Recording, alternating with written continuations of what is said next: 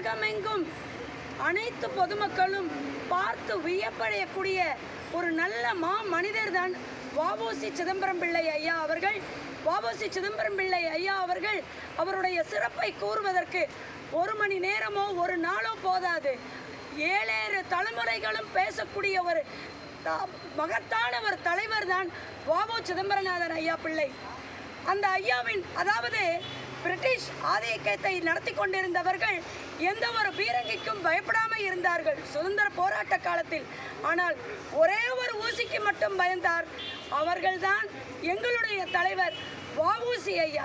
அந்த ஊசிக்கு நடுங்கியவர் யாருமே கிடையாது. அப்படிப்பட்ட மாமனிதர் பெற்றுக் கொடுத்த இந்த சுதந்திரத்தை அடுத்த வரும் தலைமுறையினர் நீண்ட காலத்திற்கு நல்ல முறையில் இந்த இந்தியாவை வழிநடத்துவதற்கு உறுதுணையாக இருக்க வேண்டும். மேலும் ஆட்சியாளர்களுக்கும் மாண்புமிகு முதலமைச்சர் ஐயா அவர்களுக்கும் எங்களுடைய பணிவான வேண்டுகோள், இன்று கோவையில் இங்கு இருக்கக்கூடிய இந்த பாலத்திற்கு நம்மளுடைய வ.உ.சி. சிதம்பரம் பிள்ளை ஐயாவின் பெயரை சூட்ட வேண்டும் என்று மாண்புமிகு முதலமைச்சர் ஐயாவிற்கு இந்த நன்னாளில் எங்களுடைய பணிவான வேண்டுகோளை சமர்ப்பிக்கின்றோம்.